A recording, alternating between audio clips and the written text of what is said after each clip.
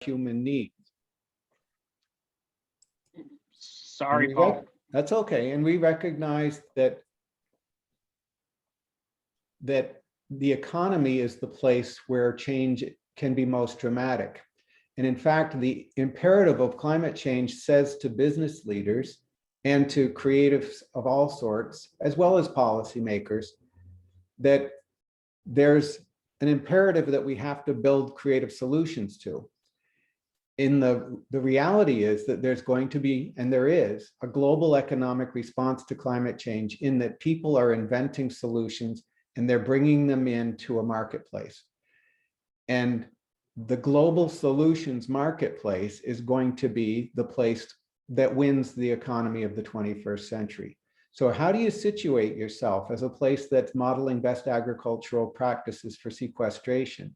How do you situate yourself for renewable energy development in creative ways, for efficiencies, for zero waste, for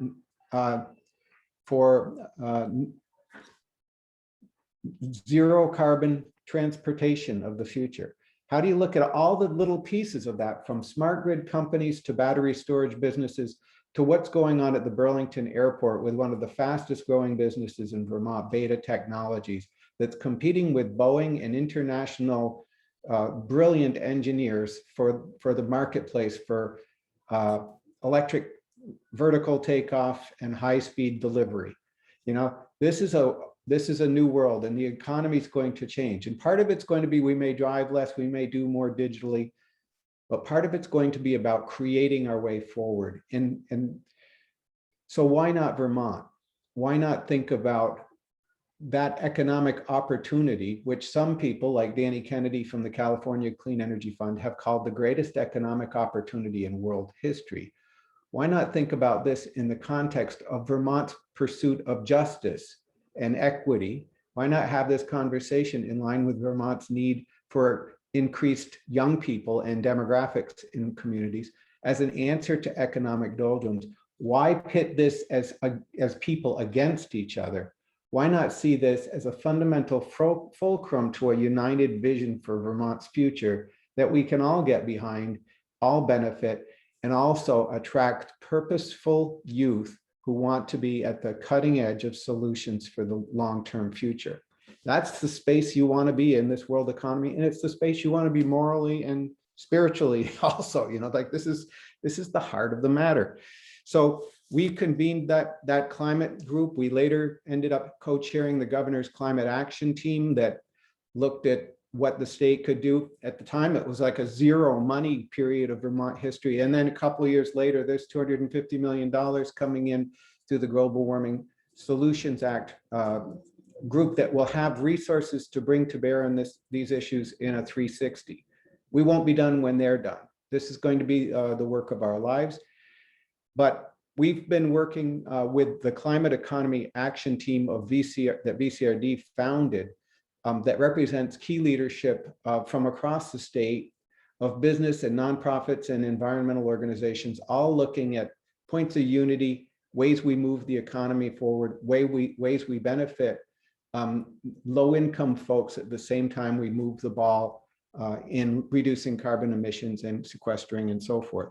So it's an honor to be part of this conversation with our three leaders tonight. And I want to turn it over to John Kopens, who's been moderating and leading so many conversations around the public good for Vermont. And thank you all for being here and being part of the discussion tonight. And thank you so much, John, for leading us forward. Thank you so much, Paul. So let's get to our panelists. And rather than me do, I think, a lackluster job of introduction, I want to let Stephanie and Bob and Jessie introduce themselves. And my challenge to you all is give us a short introduction and really hold the climate piece, because I think we're going to talk about that. Talk about sort of what your organization or business does and give people a little bit of a sense of that. So if I'm going to call on you all just to make this a little easier. So Jessie, how about you go first, and then Stephanie, and then Bob Stevens. Great, thank you. I just want to say thank you to Paul for his comments. I found them very forward-looking and inspirational, and exactly where we need to be thinking. I'm Jessie McDougall. I'm a farmer at Studio Hill Farm in Shaftesbury, Vermont.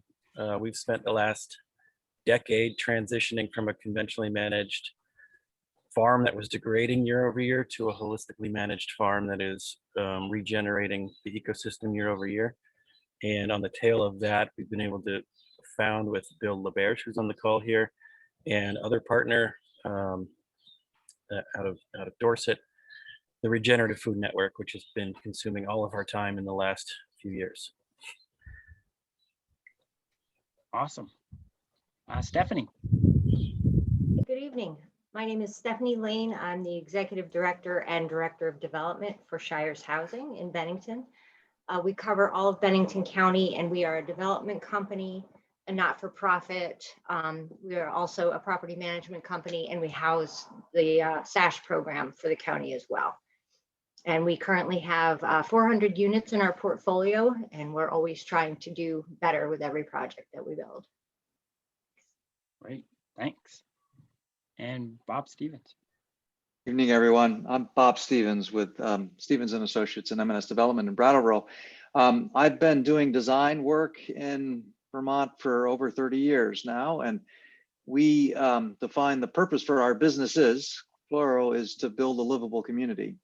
And I'm looking forward to discussing more about what that means to us and how climate change factors into that. Well, and that's really the first question for the three of you, which is like, as you, any business, any organization has to be forward-looking, and any look forward these days includes climate change. So how are you thinking about climate change? How are you sort of both preparing for it and maybe embracing where are there some opportunities represented by that? And I'm not, you can just sort of talk or wave, and I don't want to be sort of heavy-handed with the MC, but whoever wants to take a first crack at that, go for it.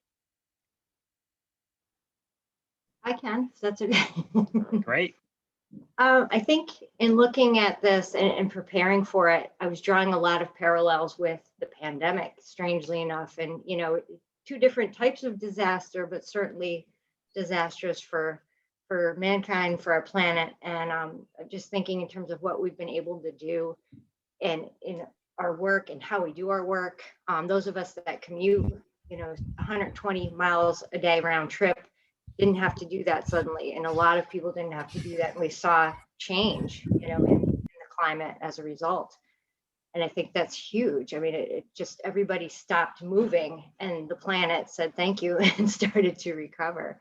And I think, being able to sort of, even post-pandemic, shift to sort of a hybrid and just have some mercy on us, for goodness sake. And just, we've learned how to do this. Why can't we continue to do it? For those that do it productively, and for those that, they do travel long distances, I think it makes sense. Also operationally, in terms of the office, just burning less fossil fuels in our office, using less paper, everything's gone digital. We're not printing things out all day and passing them back and forth. And it makes a lot of sense. We should have been doing that all along. And we all know we should, but we don't always do that because it's easier to just print it out and pass it on to somebody than to save it and attach it. I also think, just in terms of what we build, we're thinking differently about how we build and what we're building for sustainability. And, for long-term wear and tear, in case of weather events, we're thinking about things like that now that we never used to think about. Awesome. Thanks. Maybe I'll go for a bit. And I have to say that, climate change is in some ways a part of our DNA and has been for years. What's changed recently is that it's easier for us to find clients and audiences that share those values. I fundamentally believe that we've made a mess of our built environment for the last 80 years, that we've built something that is incredibly wasteful in resource consumption and energy consumption and climate emissions. That, the majority of our climate emissions in New England come from transportation and from existing buildings, actually, both of which my life's work is building those two things. And I'm a big fan and electric vehicles. I think those are great. Unfortunately, it's not the root cause of the problem. The root cause of the problem is that we built a world where you have to drive for 90% of your uses instead of drive for 10% of your uses.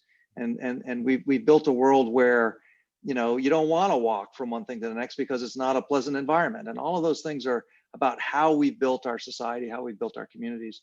So we view this as in some ways, a long-term, restructuring one project at a time, building a community that might be more sustainable, more economically viable for future generations. It's taken, many generations to get here. It's going to take many generations to get out of this.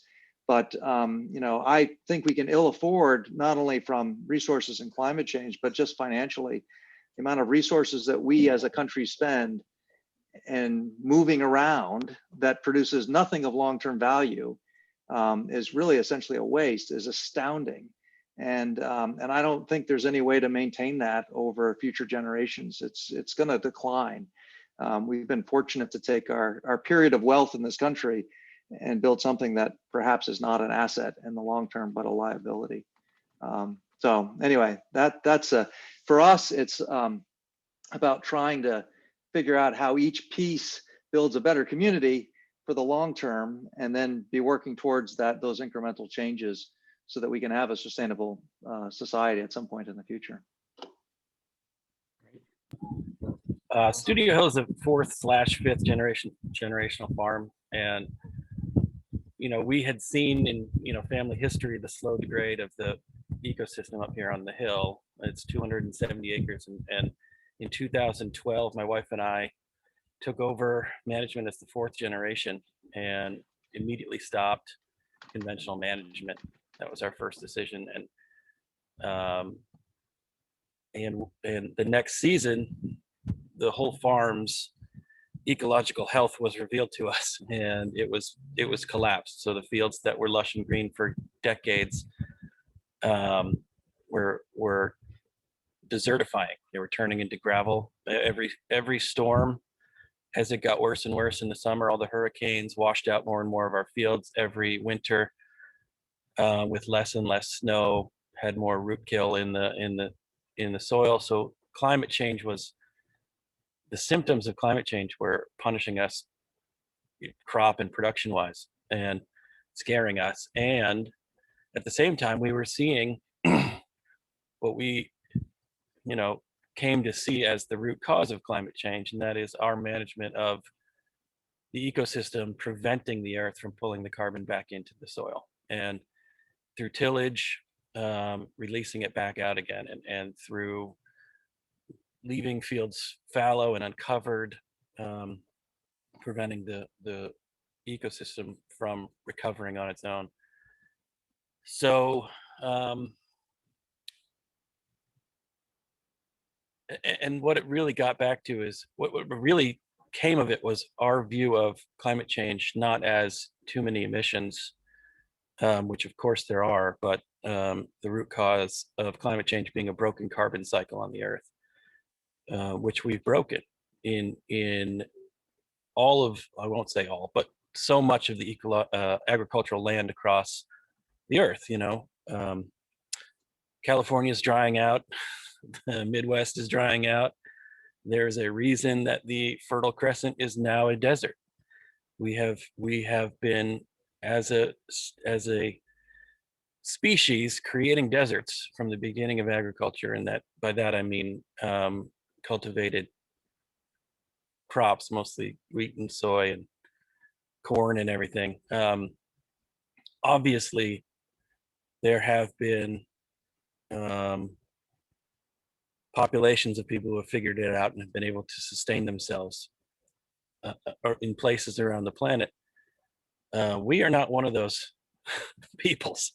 Our type of agriculture has been destructive and arrogant, and we've been trying to manage a biological system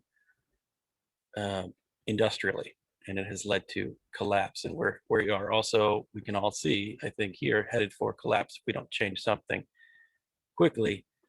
We were fortunate here at Studio Hill to see it in our backyard, and our own livelihood directly threatened by it in a matter of years, not in a matter of lifetimes or decades, or it wasn't a far off proposition. So it scared us enough that we had to make real risk and real changes. And so what we were able to do was actually bring in livestock.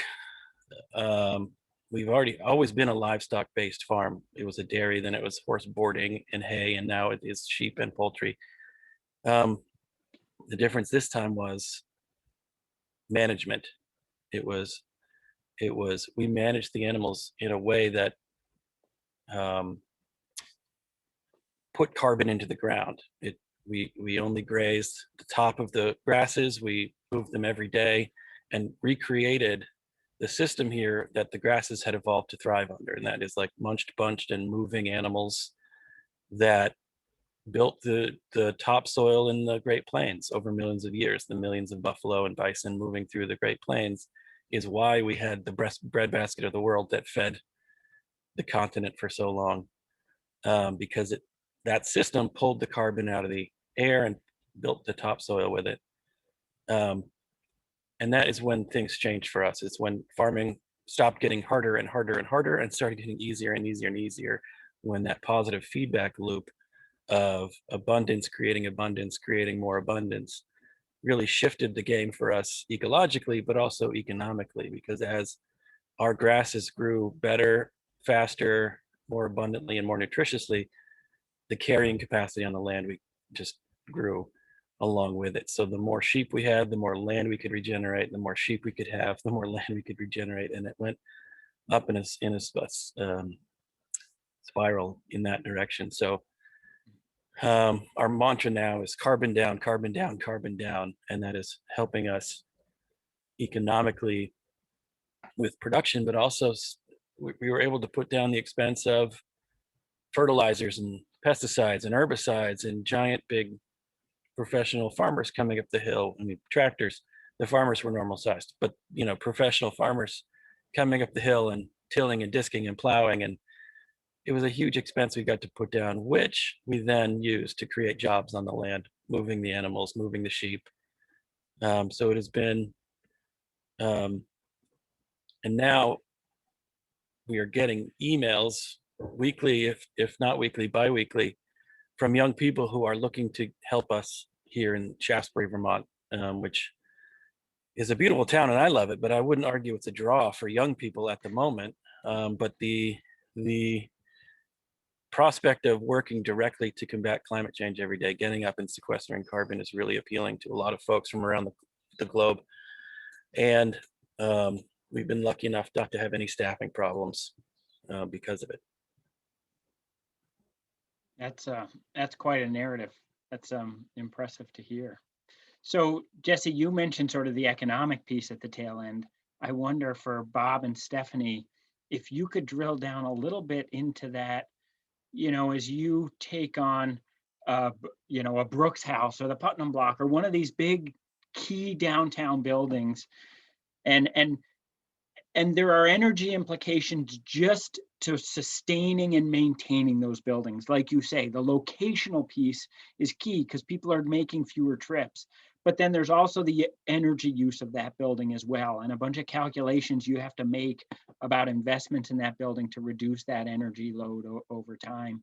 And I'm sure for Stephanie, the Lake Perrin Village being a recent example, as you build new projects, that energy picture is part of the economics of that. I wonder if both of you could give us a little more specificity about how you're doing that work and making those calculations. Stephanie, do you want to go first, or? Thanks.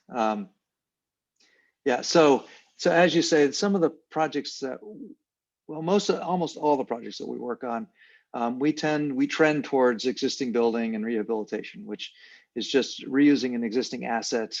It is using less energy to stand them back up, but in general, we're doing gut rehabs. And at the end of the day, we're meeting sort of the Vermont high energy standards in the rehabilitation of these buildings.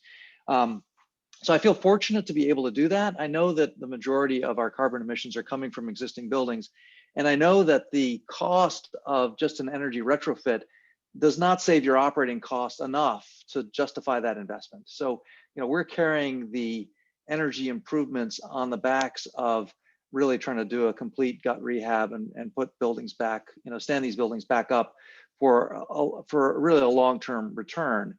We've been able to drop our energy use and our operating cost for energy considerably, just about in half from the buildings that we were working on back in the 90s. New construction in the 90s, we think that energy costs are about $3 to $3.50 a square foot. Most of our buildings, all electric buildings now with better envelopes, even the existing buildings are running at about $1.50 a square foot. But as I say, it does not. The first cost is quite a burden. There are some subsidies, there are some other things that we can bring to bear that help that, but it really has to be sort of based on the underlying economics of the communities, which are still sure about as broken as our environmental system, quite frankly. In southern Vermont, we still have yet to figure out how we can do a rehabilitation of a building and go to the marketplace and collect enough rents based on what the market will pay to pay for that renovation. Every project that we do has some kind of free money, tax credit, something that is closing that gap. So the good news, we are seeing that these sort of large transformative projects do kind of create a bump in the overall economy, in the sense that we bring people who live downtown, who spend money downtown, who then support other businesses, and in some cases, set new markets for market rate housing. And we are seeing other folks investing in their properties and having the confidence that they might actually be able to charge that. So there is a ripple effect. There's a kind of a recycling effect in terms of helping the overall economy. We just feel like it's something we have to keep working at again and again and again to try to improve these urban centers and walkable places. Thanks. How about for you, Stephanie?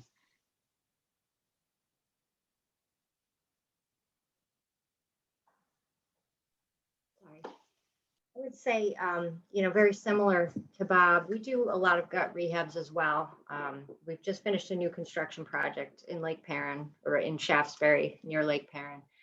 And we've just completed 2 gut rehabs on Depot Street in Bennington that were over 100 years old and hadn't been touched since the early 90s. And really, it was their turn in line. They really needed some rehab work done. And we always make a really deep energy retrofit part of that as much as we can, and to the degree that we can, based on what funding is available. 3E Thermal, Efficiency Vermont are always involved with our projects. They always develop a scope for us that we follow. They offer incentives for that as well, and it helps to contribute soft money to the project. So that's really helpful. On a project like Lake Perrin Village, GMP actually offered some incentive to us, as well as Efficiency Vermont. And then we're willing to contribute some additional money just for the redesign work that we had to do to achieve what we wanted at that site. And soft costs will kill you on some of these projects. They can be extreme, and they can prevent you from going forward with something that you really want to do. And for Lake Perrin Village, we wanted to have a fossil fuel free site. Easy for me to say. And we did it. And it wasn't out of the gate the original plan. We wanted a biomass plant. We wanted to burn wood chips or to burn pellets, and we wanted a centralized boiler plant that would feed the 4 buildings. And it was just so far out of range for us in terms of the budget that we had to eliminate it. We eliminated the basement in that building and used frost protected shell foundations instead, which it's a 1-pour concrete. It's economic, and it saved us a lot of money. It saved us a lot of materials, a lot of transportation of those big trucks in doing that.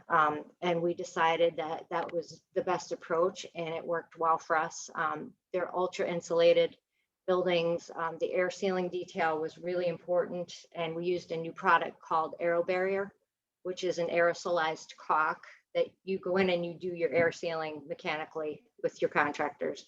We can never get it 100%, of course. It's humans doing this work, and there's always going to be spots that you can't get to. So you spray this material in and it finds all of those little breaches in the air sealing and fills them. And by the end of the project, I think 3 of the 4 buildings had achieved better than passive house standards in terms of their air sealing quality. So that was really a big goal of the project. Each one we want to do more, we want to do better, you know, and for this one, we ended up with no fossil fuels. We ended up closing the loop with solar on all of the buildings. And we think that's going to save us about $16,000 operationally per year, which is wonderful news for the operating budget. And it's been a tremendous success. And we're really pleased to see it. With each project, you learn something and you learn how you might do something differently. But this was a team effort and kind of a pivot. And we just decided we wanted to do better than propane, you know, or just using fuel oil again. So we took this step, and it was expensive, but we think it was worth doing. And we think in the long term, the solar is going to pay itself back in 7 years by our estimates. And the tenants will be warm in the winter. They'll stay cool in the summer. There'll be some sound protection, which is a nice side effect of the aero barrier because they're compartmentalized when they spray it.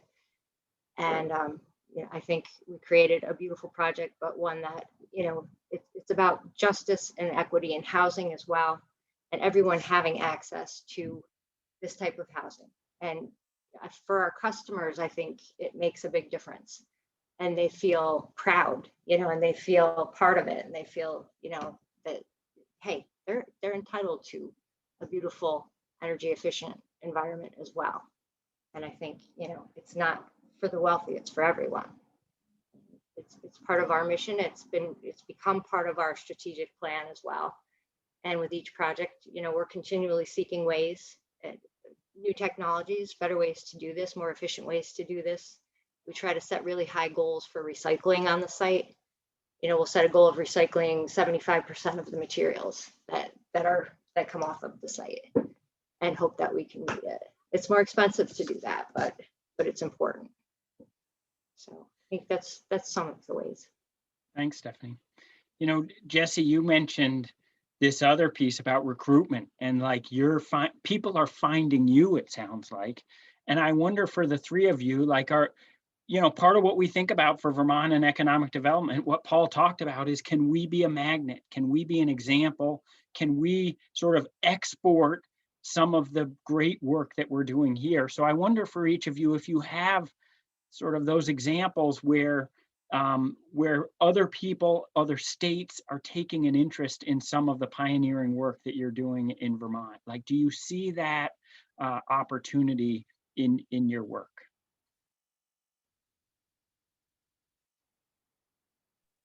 I'll just touch on that briefly because I did already, but absolutely. We are both at Studio Hill and at the Regenerative Food Network. We are getting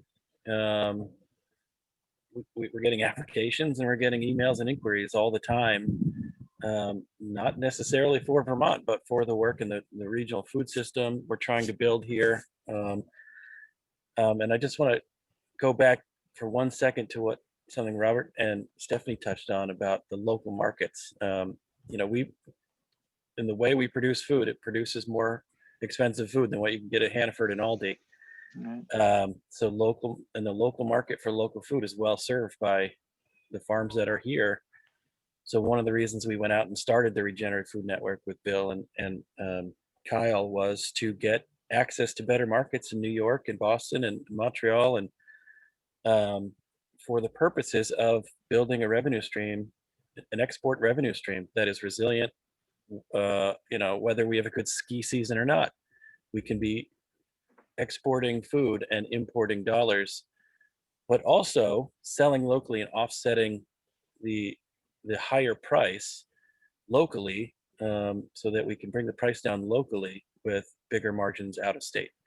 So it's always been our goal from the beginning. Like Stephanie said, we don't want to build a food system for the wealthy. We want to make sure that Bennington, Southern Vermont, everybody has access to nutritious, healthy local food too. So, yeah. Great, thanks. Bob? Yeah, on the staffing front, I don't know that we understand it yet with COVID. Honestly, we've had a huge influx of folks moving up into Southern Vermont because of COVID. Our ability to understand how to work remote has transformed. We have employees that live in DC and in New York City now. So we're trying to fill our ranks from folks that may not live here. But we're still, we had difficulty filling the ranks for the appropriate skilled staff before COVID. I think we're looking for 6 positions right now. And I would say that it's not gotten any easier in Southern Vermont. We don't see really that influx of folks. But things have, I think in some ways our world opened up. So we are now talking to people, who live further away. We also find that folks from the cities are now calling our employees saying, do you want to work for New York wages and live in Vermont? So that kind of rubs both ways, I have to say. And so we're going through some kind of a transition right now, and we'll have to see what happens over the next year. But to date, we don't have folks charging to our doors. So, yeah. And what about, I guess, the other piece of that is, from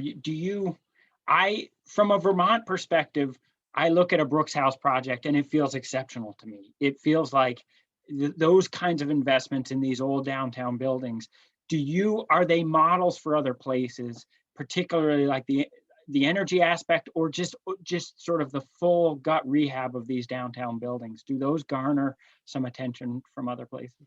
They do. And well, so I again, maybe I'm biased, but there's an urban rural issue in this country. I mean, in urban areas, the economy works, people can build projects all day long. And then rural America and towns all across America are struggling with this. And we talk to communities all over the country. They're not doing any better than we are in terms of how to maintain their existing historic housing stock and to have a closed economic system that functions.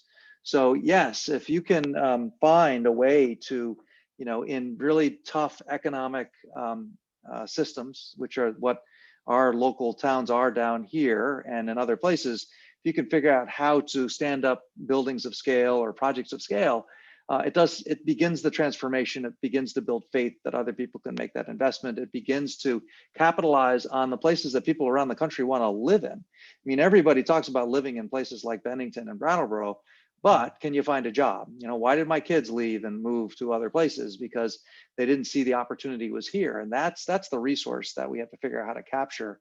And it is in many ways about trying to, build incrementally these systems of, buildings and investments and the confidence that other people can come in and make a living, a decent living, and find good food and live in a great community. So it's beginning. We've got a great brand in this country. I think people see that. I talk in urban design circles all over the country. People know Brattleboro, as it turns out. It's a well-known place across the country. It's an example in many ways. It's not so clear what happens under the hood, so to speak. That I don't say that every building on Main Street, if you look on the backside of it, it's falling down because people haven't collected enough rent to take care of their properties. That's in some ways we're using up this asset because the system is a little bit broken. So, as I say, we need to keep working on that and repairing one at a time, pushing that market, making sure the market starts to work so people can afford to be there. But it's, I see progress in 30 years. I do see progress. I'm not going to live long enough to see it fixed, I'm afraid. Yeah. Stephanie, how about for you? And I want to open it up after this for some Q&A if folks have some questions. But when you do a project that is fossil fuel free, which I think is probably not the norm for new affordable housing projects, do you find that garners attention? And also, how do you find the expertise within the area to do that sort of more cutting edge work? How do you find those contractors and experts to do that work with you? Well, I mean, for our project, we had to seek out, there's one person that we knew that handled a product like Aero Barrier. That was John Unger Murphy of Murphy Cell Tech. So some of these are pretty new technologies. So there's one, or there might be two if you're lucky. And if you have to do procurement and get bids, good luck. I mean, it can be difficult. We had 2 solar companies that bid on it, and thankfully our local solar guru was the company that was awarded that. That's a small company in Bennington. They're Bennington based, which is wonderful. And they actually did that work for us. And yes, when you do a project like that, it does get attention, and people are excited about it. You know, and I understand what you were saying regarding, you know, the rural versus urban. I used to work in New York, and that was always a topic of conversation because it existed within our own state. And, you know, just some of the benefits, some of the sweeping rules and generalizations that were applied to all that really hurt the rural versus the urban. And so I totally get that. And I think, you know, in the line of business that we're in development and in property management, maintaining these places, we bring a really unusual amount of investment into our communities with our activities. And there aren't a whole lot of other industries in our little town that are bringing millions of dollars of investment to a town like Shaftesbury or to Bennington or Arlington. And, you know, and maintaining jobs in the process, and maintaining the local stores, and we hire local, we use local contractors whenever possible. And I think that's really impactful in a community of that size. In terms of staffing, you had touched on a little bit. We also have someone who's out of state working for us now. Actually, we all live in probably 3 or 4 different states right now, and all work in Bennington, but one's in Florida. So it's really kind of a new world in that way. It's interesting. It's working for now. We'll see how it goes. We do have people that approach us and want to work for us because of our mission and because of the work that we do, where they see what we're building, or they just want to get involved. They're not sure how, but they want to get involved. So that's always nice when that happens. But it has been a challenging environment to hire. I think post-pandemic, it's going to take a while for that to come back around. We're hiring for 3 positions right now, and we're having some trouble finding an appropriate candidate for those. So fingers crossed, but yeah, it's been a challenge. Thank you. I see a question from Diane in the chat here. How has the increase in property values affected your ongoing development projects? For Stephanie and Bob.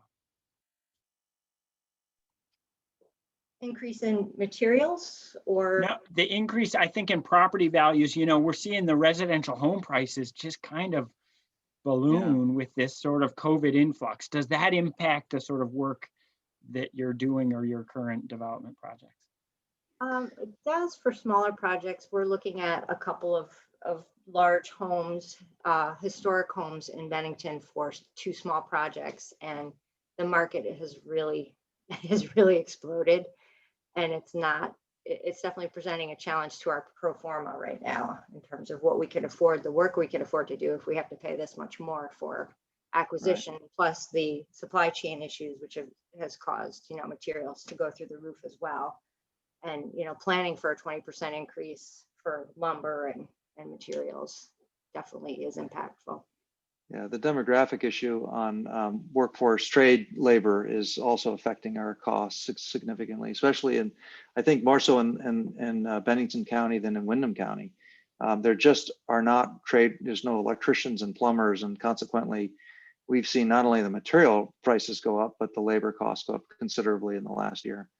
I just want to touch on that. The increase in private home and private land prices has put real farmers at risk. And when people are calling from New York and making an offer on land sight unseen, if they've been struggling for generations, that phone call is really appealing, especially if the land's not profitable and they need a job or 2 in town to keep it all going.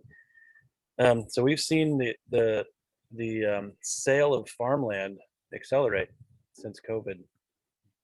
So we're working hard to make sure that land ownership can be profitable in this area still. Thanks, Jesse. Kevin, I see you've got a hand up. Yeah, thanks. Jesse, first of all, I really love the idea that the farther the food travels, the higher the price is. I love that, and I wish that was incorporated in all over the map.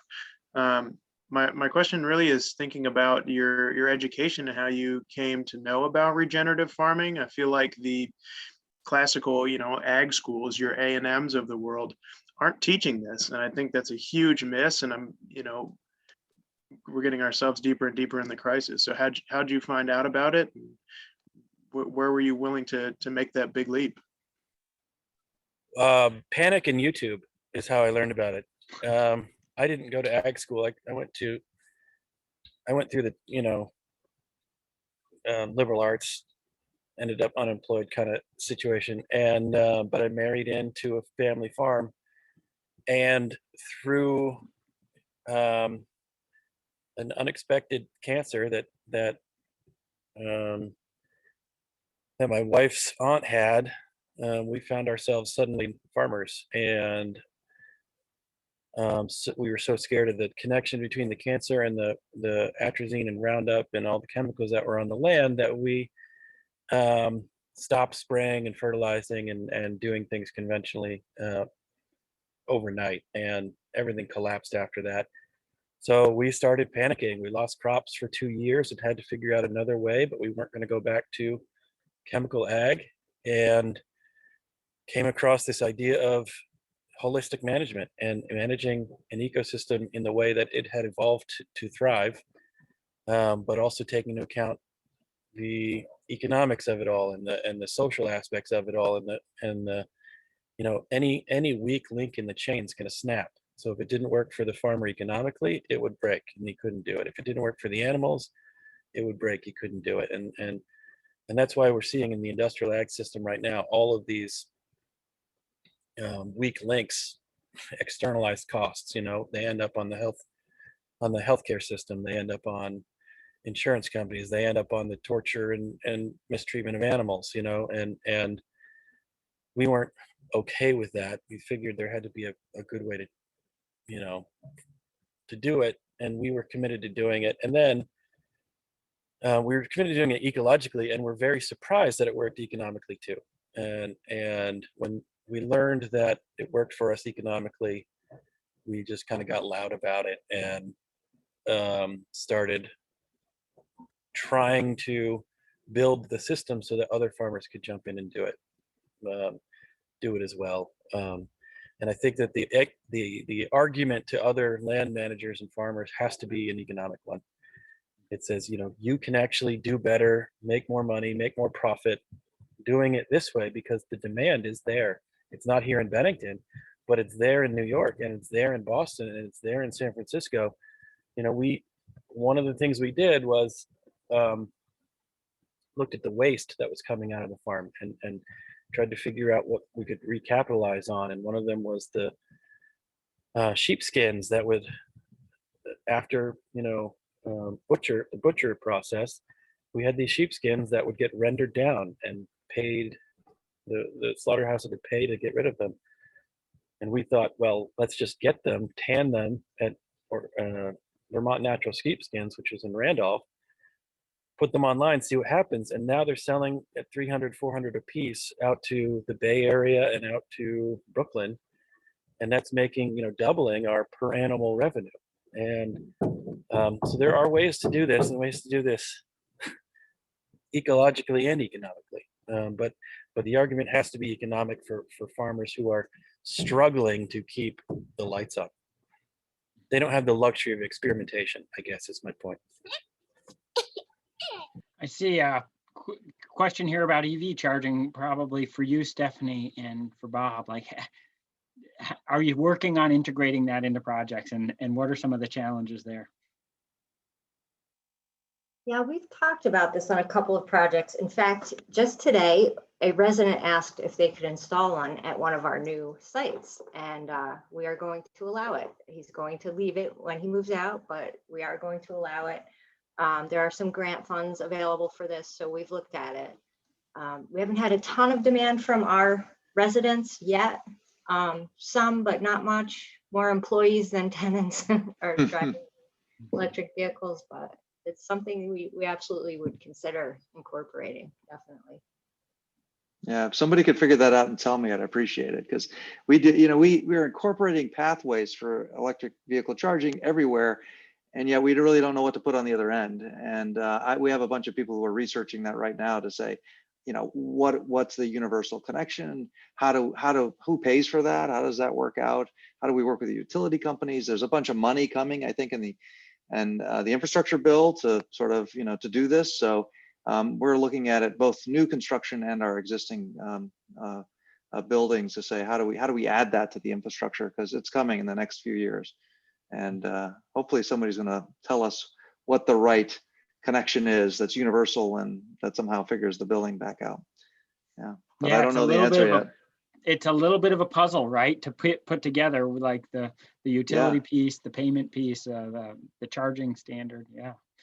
I see a question in chat, and I'm going to do something, which is, there's a question about the Regenerative Food Network, and this is a chance, I feel like, to bring Bill LaBerge into the conversation, because I know, Bill, you and Jessie are working together on it. So I wonder, it certainly piques my curiosity. I've been hearing about it a little bit, but what is this thing? And just give us a little update on it, I guess.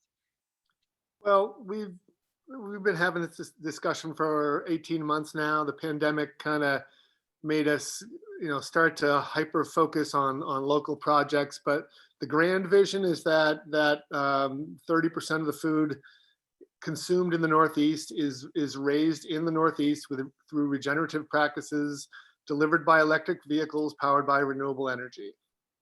And so what we've done is, we can have that grand vision, but what does that mean for Bennington? And so what we're working with Bennington College, we're opening up. So we opened up a USDA meat processing facility at the old Adams Farm in Wilmington, Vermont.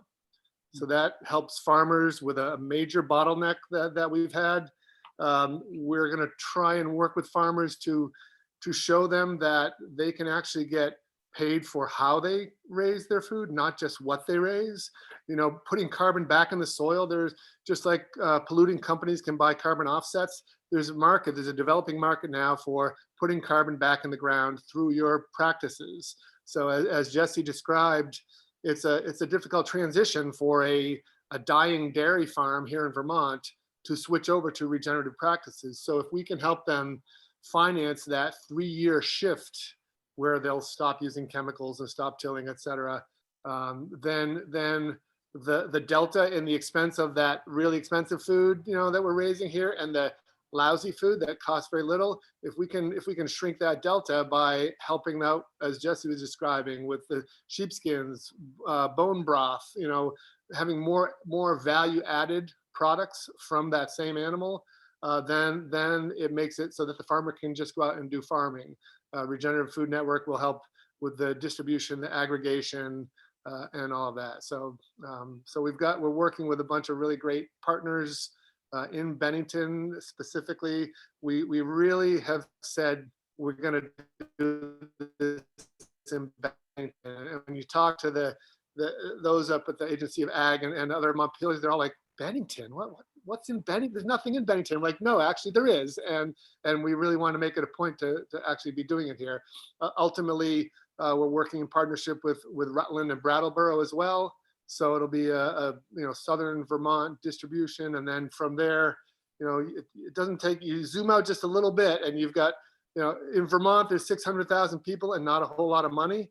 You zoom out just a little bit, and there's $40 million people and a whole lot of money. So how do we help farmers bridge that? And so that's what we're working on.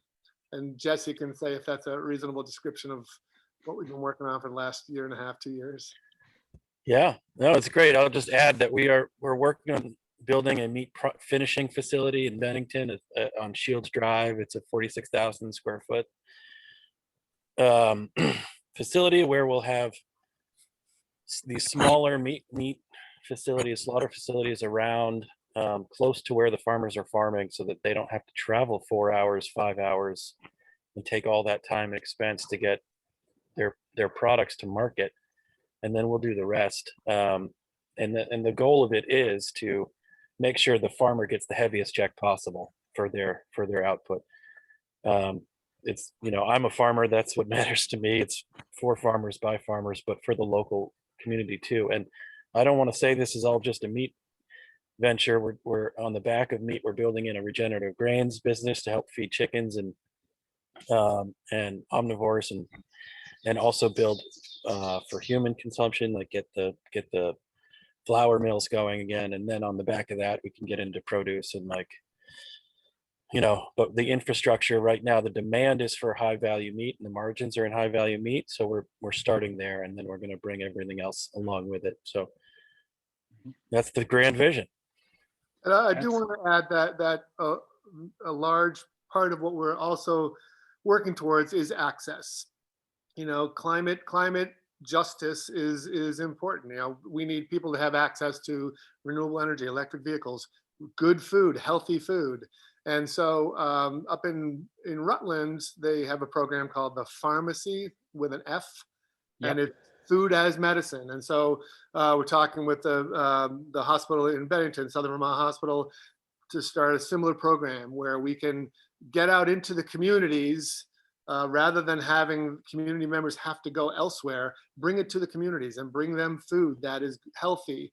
And so that's going to be a large part of what we're doing as well. We're working with the farmers and describing everything that Jessie just did, but we also want to make sure that food access to healthy food is for everybody. Awesome. All right, I got to watch the clock, and I really want to honor people's time tonight. And we've got 2 minutes to go, but I want to give Guy, you haven't had a chance, and you've been working so hard over in Rockingham. So Guy Payne, you want to ask a question or? That's fine, but we were on an agricultural side, and so I didn't want Kevin, because I figured that's where he was going to be coming from.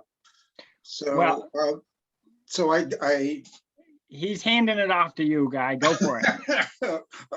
Okay. As some of you know, the area that I've been working in is mainly the residential building area.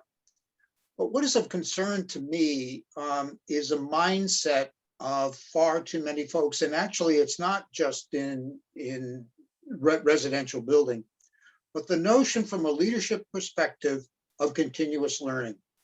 We do not have the workforce. Some of us were talking about the numbers, but we don't have a workforce that is knowledgeable and skilled to do the kind of deep energy retrofit and weatherization that now legislation is calling for. And that is a major concern for me. It's not just training, it's what happens on the job. It's the expectation that people learn over a period of time to learn what the best practices are. And we don't have that mindset in the state yet. And so I'm really sort of challenging everyone, whether it's a crew leader or a business owner, that this is where we need to be. And we're not, and frankly, from the work we're doing, we're not seeing this across the state. So it's just a real concern that I have from not just my current work, but sort of professionally 30 years in workforce development. Thank you, Guy. Really appreciate that sentiment. I think I want to bring things to a close because we said we were going to wrap at 7:30. And first, I really want to thank Bob, Jessie, and Stephanie for agreeing to join us. I think I speak for everybody and say this was a totally dynamic conversation. I think you can see by the Q&A that there's a lot here for us to chew on, and it's really forward-looking. You get a sense of what the economy of the future looks like, and where, for places like Bennington and Windham County, and for the state of Vermont as a whole, and for rural America, right? There really is this sisterhood or brotherhood with all rural places like this. Our future is so tied to how we are, how we exist on the land, how we feed ourselves, how we house ourselves, how we move across the land, how we stay warm. And that's the work that you all are doing, is really trying to build those new models, and those models that will sustain us and are sustainable as opposed to extractive. And so really just want to thank you all and thank everybody for some good questions and for joining us here tonight. Really appreciate that and want to release people to go enjoy the rest of their evening. So thanks so much, everybody. Thanks, John. Thanks, John. Thank you, And everybody. Paul, the best to you in your next chapter, Yeah, whatever here, that's here. going to be. The state owes Absolutely. you a great deal of gratitude. And then some. And then some. Thanks, everybody. Thanks. Bye.